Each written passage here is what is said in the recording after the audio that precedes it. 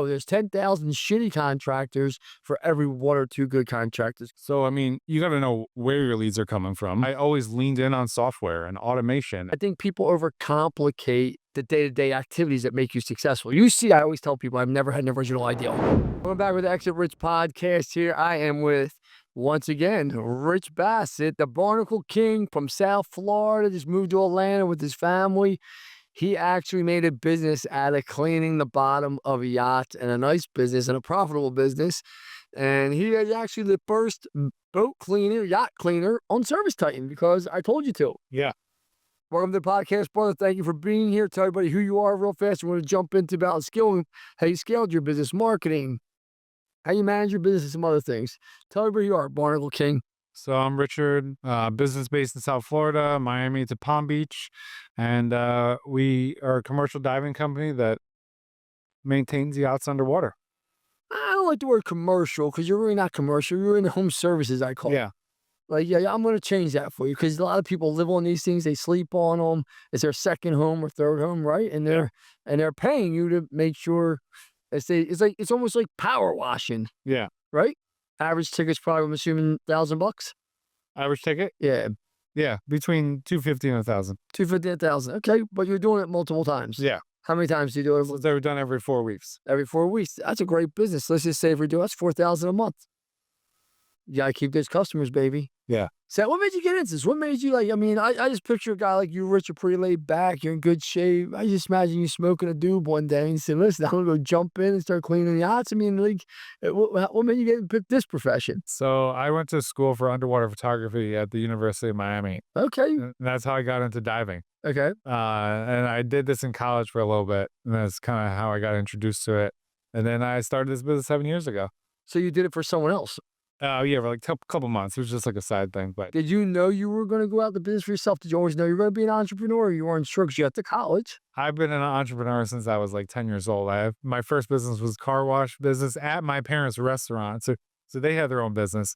And I used to watch the customers' cars in the parking lot while they were eating. Yeah. For how much? $20. $20 a car. I had like some weekends, 50 cars. I was doing well. You were doing well. I might change you from Barnacle King to Hustler King. I like that. So, he's moving and grooving. So, listen, I met you you came to a shop tour or a mastermind? Well, first I hit you up on Instagram because Did you? Your phone number. I give you a call. That was like 2 years ago. Did I answer? Yeah, you did. Okay. Right away. There you go. I do answer the call. And I was like, is this really Lance on the phone here? If the phone rings, I answer it and it comes through. You know, you talked to me for 10 minutes and we chatted. You told me to do a couple of things. I did it. And then I came out for a shop tour. And that's when our relationship really grew. Did you come to a mastermind or no? Yeah, I did one mastermind. What did you think of the mastermind? It was amazing. We had a great time. You guys were an open book at your masterminds. And you gave me tangible things to implement right on the spot. And it was a good. I'm assuming Service Titan was one of them. I had it before. Before I told you. Yeah. I remember me telling you get on it, and you're like, "Well, it worked for my business." I mean, it works for any business. I think, and you were like, "They won't let me on." And I'd be, "Oh, you were trying to get on it, right?" For about 2 years, I tried to get on Service Titan. I was previously with House Call Pro, and I was looking for something more robust and customizable. I wanted to get on there. I sent multiple requests, denied. I go to your shop tour. 2 weeks later, I'm onboarding. Yeah, I remember I shot a video. I was like, "Oh, come on, man! Like he understands it." I do believe the younger generation understands the hassle of technology. Understands it's not all perfect, but it's the best technology out there. Listen, I'm not putting down House Call Pro or Job New. I think there's a place for everyone, right? Like I just do. Yeah. I'm just fortunate. Service Titan has been very good to me and to my family. I've been able to sell 4 companies that were on Service Titan. So that's high impact for me, right? Yeah. I mean, so that's where I just look at it a little differently than most. What do you like best about Service Titan? I mean, I see the value in software. And it is, it's one of the higher end softwares, but it's with anything in life, the work that you put into it is the work you're going to get out of the software. And I love that it's customizable and it shows you a path to growth. Let's talk about growth. I remember you were kind of at the same, I remember the day we talked it was either mastermind or shop tour, and you're a nice guy, you're very reserved, and you were telling me your pricing, and you were telling me how many clients you had. I was like, "Hey, this guy got some real business. Like, it's a legit business, right?" I said, "Raise your pricing by 10%. You look like you saw a ghost. You look like you were out trick or treating and a ghost came around the corner and you shit your pants. You're like, I can't do that." Do you remember this conversation? Yeah. And I was like, "Yeah, you can." And I actually said, "You don't come back and ever contact me again if you don't." Do you remember this? Yeah. I said, "You're not going to lose customers." Yeah. Did you do it? Yeah, I did. And the reason I was so hesitant because I recently raised prices and I kept doing it, but you were like more and more. Like you could do more. Okay. And I could probably do more right now. You could. Did you lose any customers? No. You didn't lose one. What's the thing about that? And the problem is so many contractors believe people value price. They don't. They value an experience, being on time, doing great work. Like the average person rather pay more, Yeah. right? I mean, listen, Outback Steakhouse is the best steakhouse in the country. It is, in my opinion. Like I think it's the best actual quality steak. But it's not a great experience. Yeah. That's why you have Capital Grills, you have Eddie V's, you have these experienced places that you'll pay 3 times to 2 times more for the same damn steak. I bet you it's coming off the same butcher. I mean, Yeah. I don't know, but I'm just saying. But you're paying for the experience, you're paying for the ambiance, right? And people in homes want to know they can trust their contractor. They want to know they're going to be taken care of. And that's why, like I was telling you that, Rich. And how's it been going since? I mean, I'm assuming you're growing, right? Yeah, we're growing, but to that point, I have a lot of competition that's much lower price than me because they're uninsured and they don't have a lot of things that we provide. And when people ask me why my price is so much higher, when I explain that to them, they're like, "I want that." Of course they want that. Nobody Ye- wants to deal with the uninsured guy if something goes wrong, Yeah. right? Like, so I'll be very transparent. We had a subcontractor at one of our units that messed up someone's roof recently, right? They came back and they said, "Listen, it's going to be about $48,000 in damage." Hey, everyone. Thank you for joining us today. I want to give a quick shout out to our sponsors, Service Titan and Rilla, our technology of choice to helping us scale and grow our business and making sure all of our viewers have the technology to scale their business so when they want to sell it, they're able to. I said, "Fine, pay for it. We'll tell the subcontractor, file a claim, and we'll work it out together, right?" Yeah. Subcontractor says, "I quit. We're not going to do it." I said, "Okay, we'll just file a claim. We'll deal with the subcontractor later. Like, we have insurance. We're going to take care of the problem. Like, we're not going to leave a homeowner hanging." Yeah. But the majority of people will run from the problem. One of our subcontractors did, right? Like, Yeah. you can't do that. And that's why homeowners, I feel like they almost do it to themselves sometimes because they think everything's equal. They think it's like going to buy a Lexus. Yeah. Like, Lexus made this car. There's 10,000 up. No, there's 10,000 shitty contractors for every 1 or 2 good contractors. Can you talk about that?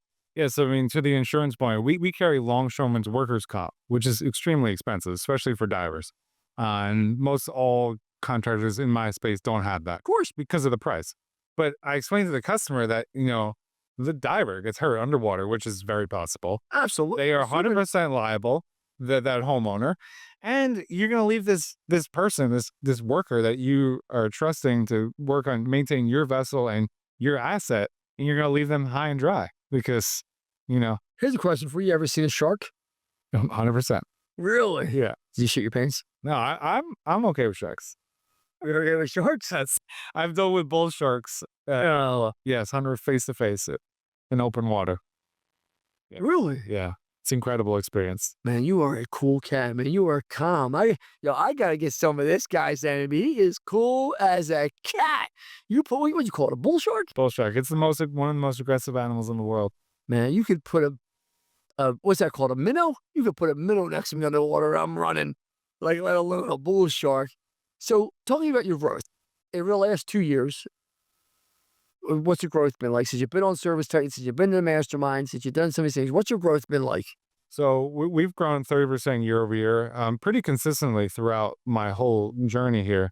But the things that I'm seeing now is just the KPIs and dialing in like per tag, per truck, Absolutely. making sure everything is dialed in and not just like it's like not a crapshoot anymore. You're making more money, ain't you? Making more money, but I'm just more aware of every aspect of the business and things like some certain levers that I can pull on more.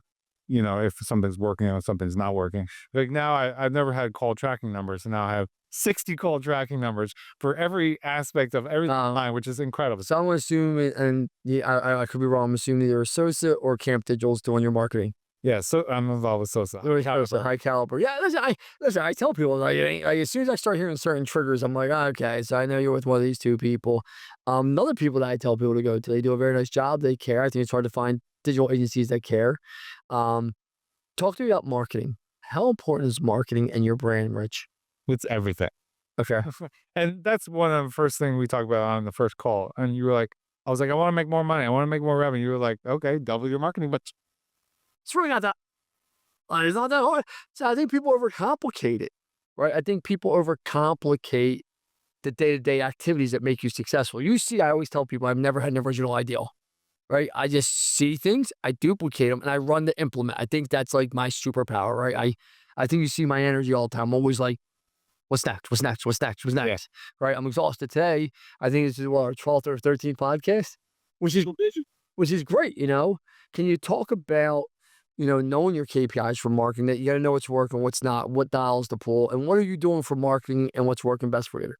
So, I mean, you got to know where your leads are coming from and which ones are effectively working. I mean, I think a lot of people dump money into marketing and it's just spread across.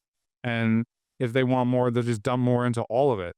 You actually have to dial in and see which one is the most effective and put more into that.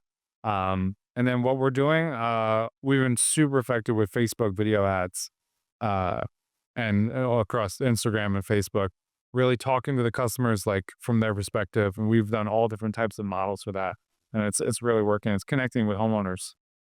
You know, you're a bright guy. How old are you, Phil? Let me ask you. 39. 39 years old. Now that you moved from South Florida to Atlanta, has that impacted your business at all? No, because I, from day one, always wanted to build a business that didn't run me and not just create a job for myself. I actually wanted to build a real business. So I always leaned in on software and automation and, having everything laid out. And so I can just send stuff to my techs from my phone or my computer. And I've done that since day one. And I think really leaning into CRMs like Service Titan and stuff like that helps you run a business from remote. How is it like? I mean, your leadership style, you're very smooth, you're very calm. But are your techs all calm too? Because I mean, I don't care what you have. You have stressful business. You have problems, issues occur, techs don't show up. There's issues on. This has to be issues, right? Are you always so even keel, man? Like, God damn, I feel like I'm smoking a joint right now with this guy. And I like it, I dig it, but man, woo. I mean, the first couple of years, it wasn't like that. I took a lot of stuff personal in my first 2 years. I've been doing it 7 years now. The first couple of years, it took a lot of stuff personal. And I feel like that didn't work. And I stopped that kind of mentality and realized that like this problems come up in business every day. Every day. What are you going to do? You're going to be like bent out of shape like all week long, because then that energy reflects back to your That's and your 100%. team and your customers. So you really have to keep it cool and, just roll with the punches. What's next for you? Like, what's next? Because I know you love what you do, but you're always looking at broader things. What do you think's next for the Barnacle King? Barnacle King, I mean, I really want to be the premier home service company in the marine industry and show people like what's possible and show people the model, because in yachting specifically, they're a little behind on the times. Yes, they are. There's a very old guard, and I want to show people about the new technology and what's possible. How do people get a hold of you, brother, if they want to talk to you? Hit up the Barnacle King on Instagram and all other platforms. And yeah, I would love to talk to people about home service. I love even sharing people about the tech that I'm using. And we're going to have you on for another podcast all about tech and what he's doing with AI. We're going to set that up. Make sure we set that up, guys, because I think you're going to love what this guy's doing. All right? Yeah. Thank you, Rich. Thanks for having me. Thank you, brother.